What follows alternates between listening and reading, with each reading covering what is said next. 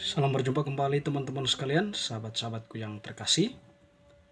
Pada kesempatan ini saya mengajak kita kembali lagi untuk mempersiapkan sedikit waktu kita mendengarkan sabda Tuhan yang kita ambil dari penginjil Markus bab 16 ayat 15 sampai 18. Lalu ia berkata kepada mereka, "Pergilah ke seluruh dunia, beritakanlah Injil kepada segala makhluk. Siapa yang percaya dan dibaptis akan diselamatkan, tetapi siapa yang tidak percaya akan dihukum. Tanda-tanda ini akan menyertai orang-orang yang percaya. Mereka akan mengusir setan-setan demi namaku. Mereka akan berbicara dalam bahasa-bahasa yang baru bagi mereka. Mereka akan memegang ular, dan sekalipun mereka minum racun maut, mereka tidak akan mendapat celaka. Mereka akan meletakkan tangannya atas orang sakit, dan orang itu akan sembuh." Demikianlah sabda Tuhan, terpujilah Kristus. Teman-teman sekalian, sahabat-sahabat yang terkasih, penginjil Markus yang kita dengarkan tadi mengisahkan suatu peristiwa di mana Yesus mengutus para muridnya. Pergilah ke seluruh dunia, dia mengutus. Lalu apa tujuan mereka diutus? Memberitakan Injil. Beritakanlah Injil kepada segala makhluk. Jadi setiap orang yang percaya kepadanya akan memperoleh keselamatan. Tetapi siapa yang tidak percaya akan dihukum. Jadi itu perutusan Yesus dan tujuan mereka diutus ya untuk memberitakan Injil. Tidak hanya diutus, tetapi mereka juga diberi oleh Yesus kuasa. Jadi tentu kuasa dalam hal ini digambarkan oleh penginjil Markus, tanda-tanda bahwa mereka disertai oleh kuasa Allah. Mereka akan mengusir setan demi namaku. Mereka akan berbicara dalam bahasa yang baru. Mereka akan memegang ular, sekalipun minum racun, mereka tidak akan mendapat celaka. Mereka akan meletakkan tangannya atas orang sakit, dan orang itu pun sembuh.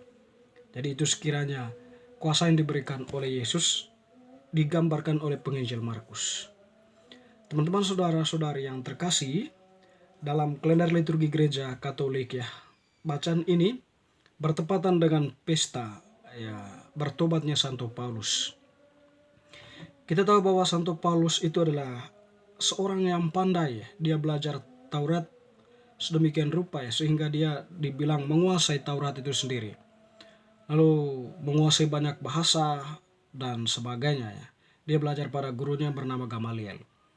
Tetapi karena radikalismenya terhadap Taurat itu ya, maka menutup ruang bagi yang lain ajaran Yesus ya untuk mempengaruhinya.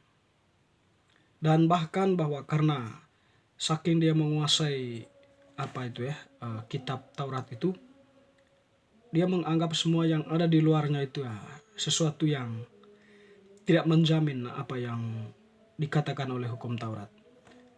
Tentu bahwa menguasai hukum Taurat ya, apa yang dikatakan oleh hukum Taurat itu ya dikuasai sedemikian rupa oleh dia.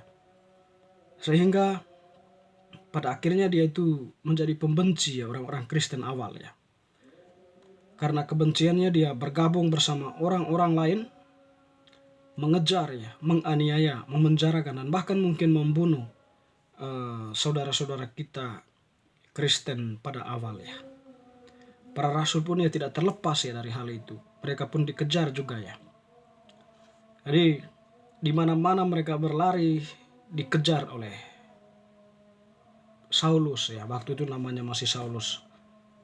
Lalu pada suatu kesempatan ya, memang kuasa Allah itu ya, kalau Allah sudah merencanakan, manusia tidak dapat menolak. Atau boleh kita katakan rencana Allah itu ya berbeda berbeda dengan rencana manusia. Rancangan Allah itu ya bukan rancangan manusia. Kalau Allah sudah merancangkan atau merencanakan sesuatu, itu pasti akan terjadi. Paulus ini ya, Saulus yang dulunya itu disebut Saulus ya.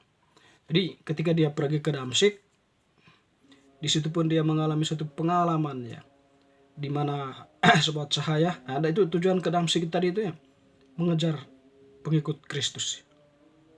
Dalam perjalanan itu dia mengalami suatu peristiwa di mana Paulus mengalami penampakan dan matanya pun terkena sinar dan dia menjadi buta. Dari situ pun dia mengalami pertobatan. Ketika mendengar suara Yesus dari cahaya itu, "Mengapa engkau membunuh aku?" Artinya orang-orang Kristen tadi. Lalu teman-teman saudara-saudari, bagaimana pertobatan Paulus kemudian membalik semua fakta yang ada, yang pernah terjadi dengan dirinya. Dia menjadi pengikut Kristus yang setia.